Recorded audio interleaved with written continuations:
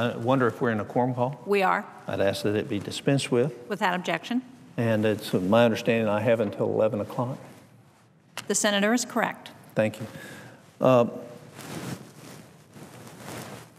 country is at a crossroads. If anybody's watching Europe, what they will find is they have been very slow to address the real underlying problems of debt and deficits there.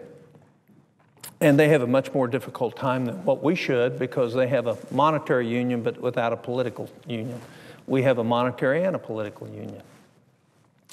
The fact is over the next 10 years, we're going to have debt, including borrowing money for student loans, including borrowing money to pay back Social Security, what has been stolen. We're going to have a true debt of about $28 trillion. It's absolutely unsustainable. Matter of fact, it won't happen according to Ben Bernanke, because his statement is the world won't loan us the money. Well, what is going on in Europe today? What is going on in Europe today is the markets are punishing the countries who have excessive debt to GDP ratios. We set at 100% debt to GDP. And if you see what's happened just in the last 2 weeks to bond rates for Italy, and the differential between an Italian bond rate and a German bond rate is now about 430 basis points. That's 4.3% differential for the same length maturity bond for Italy versus Germany. What's the difference? Germany's living within the confines of their economic capability. Italy didn't. How does that apply to us? It applies to us is that we're not. And what will happen to us if we don't make the difficult changes that are necessary? There's been a lot of rhetoric on both sides of the aisle.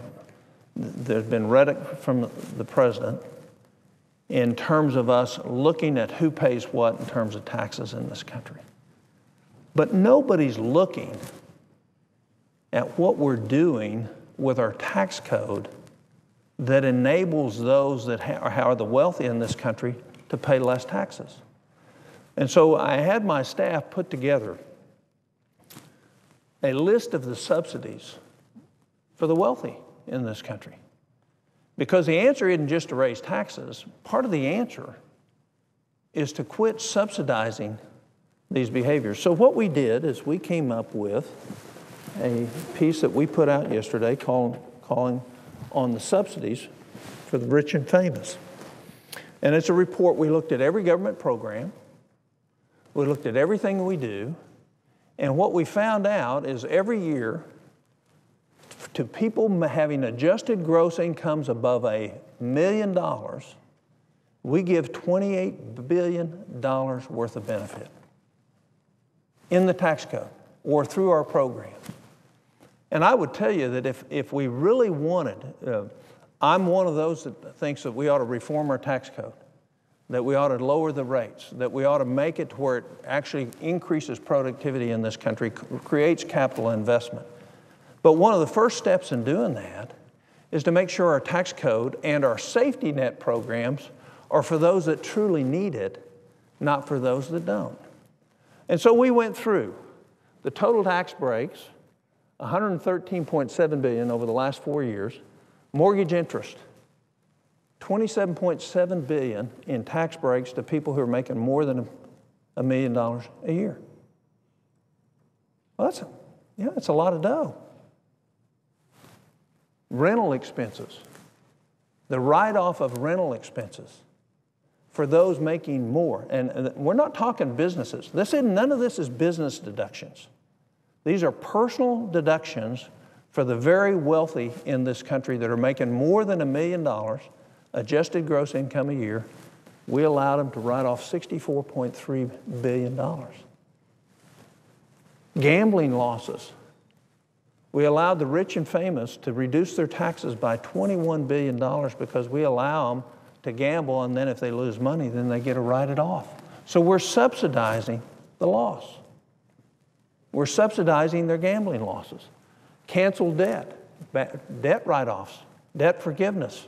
We've allowed $128 billion in terms of write-offs for those people making more than $1 million adjusted gross income. Business entertainment, and this is not through business though, not run through a business, this is personal deductions for business entertainment, $607 billion. Electric vehicle, what are we seeing? Who are the people taking advantage of our messing in the economy and creating an incentive for somebody to buy an electric vehicle? The vast majority of them are the very wealthy who don't need the write-off in the first place. And so what we had is $12.5 million last year alone in tax credits for the very wealthy to take a $7,500 or $8,500 tax credit for buying an electric car. Child care, nanny care for the very wealthy, last year $18 million. Renewable energy tax credits for the very wealthy, $75.6 million. The whole point for putting this report out is we're schizophrenic with our tax code. We've got it upside down.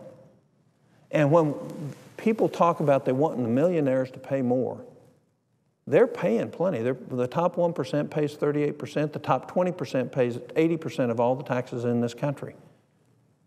But if you really want to start getting at this, the way you get at it is start taking away the things that reduce their tax burden, that don't make sense, that aren't smart, and that don't help those that need the true safety net in our country. These people aren't dependent on these. They'll do just fine without them. And the whole purpose for most of these programs was to create and sustain a safety net for those that are less fortunate. So when we take $113.7 billion in tax cuts, in tax breaks for the wealthy over 4 years, what could we do with that other money? Well, you could run a NASA that's twice as big. You could not borrow $113 billion because our interest rates on that are significant. Another $4 or $5 billion a year in interest that we wouldn't have to borrow. We wouldn't have to make some defense cuts that are going to have to come. We could maybe put more money into Medicare prevention and disease prevention rather than what we've done. There's all sorts of things we could do. So the point behind the report is most Americans don't realize that how we're subsidizing through tax credits the very wealthy in this country.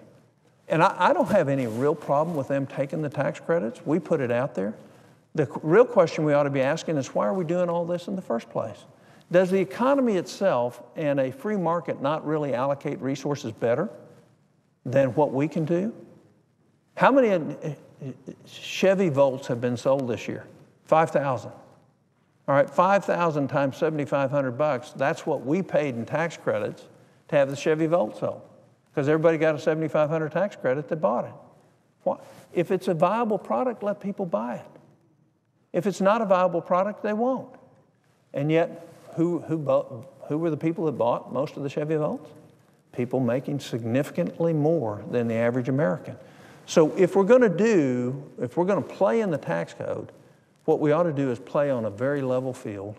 And if we want to create incentives, then we ought to create incentives that actually will do something for the economy rather than just benefit those that make the most money in the economy. So I would say what this spells is a case for us totally reforming our tax code. Most people don't realize that this is one of the side effects. And it's not to say that there aren't some good side effects, but the fact is when we're running $1.3 trillion deficits, do we really want to be subsidizing the rich and famous in this country with our programs? And I would tell you no. You know, when it comes to Medicare Part B, when Medicare Part B started, 50% of the cost of Medicare Part B was to be borne by the Medicare recipient. We're at 25% now. There was never any thought, and remember, nobody ever paid anything for that. In other words, that's all borrowed money to do that. Nobody ever contributed it into a Part B fund. They contributed it into a Part A fund, which, by the way, will be bankrupt in 4.5 years. What about those on Part D? Nobody ever paid a penny, and we have $13 trillion in unfunded liability on Part D. Why should the very wealthy get subsidized drugs in this country? Why should they get subsidized Part B? In other words, we ought to ask ourselves a question. Think about Social Security. Why is Canada's Social Security system not in trouble? Because Canada looks at how much income you're making every year, and at certain levels, you get half of your Social Security because you obviously don't need it because your income's up there, and at a certain another level, you get none of it. Why? Because it's based on a means testing mechanism that says this program is designed to be an underpinning for those that need it. Yet we've gone completely the other way. So my point in making this is we have all this discussion about what we should do. We're wringing our hands. How are we going to get it? The first thing to do is to fix the tax code. And the best way to fix it is to call it 3 months from now, say it's going away, and have the Finance and Ways and Means Committee in the House come together with a new tax code that fixes all this stuff. Everybody in Washington says that can't be done. Nobody outside of Washington says it can't be done. But we say it can't be done. It can be done. It needs to be done. If we want a healthy future, we need to reform our tax code to generate greater investment, greater job opportunity. We need to lower the rates, and we need to eliminate things such as these that don't truly help the economy, but help those who are smart enough to figure out how to play the game, who are the wealthiest in this country. I'm proud of them. I want them to be more successful. But in this time of difficult times, we need to ask them to contribute more. We need to not have these kind of programs in our tax code that actually subsidize those that need no subsidy. With that, I yield the floor. Note the absence of a quorum. Clerk will call the roll. Mr. Akaka.